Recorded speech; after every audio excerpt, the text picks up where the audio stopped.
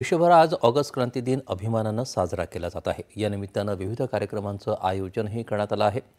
महात्मा गांधीजींच्या नेतृत्वाखाली 1942 मध्ये मुंबईच्या गोवालिया टँक मैदानावर भारत छोडो आंदोलनाची घोषणा झाली आणि स्वातंत्र्य लढ्याला निर्णायक कलाटणी मिळाली।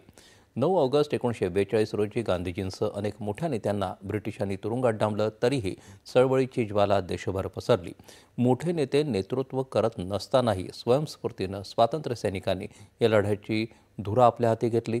विद्यार्थ्यांपासून ते सामान्य नागरिकांपर्यंत सर्वांनी सत्याग्रह, निदर्शनं, हरताळ, मोर्चे अशा अनेक मार्गांनी जुलमी ब्रिटिश राजवटीला तीव्र विरोध केला।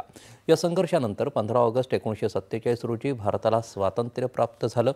ऑगस्ट क्रांती दिनाच्या या ऐतिहासिक चळवळीच्या स्मरणार्थ देशभर आदरांजली वाहिली जाते आणि स्वातंत्र्य सैनिकांच्या त्यागाला मानवंदना दिली जाते।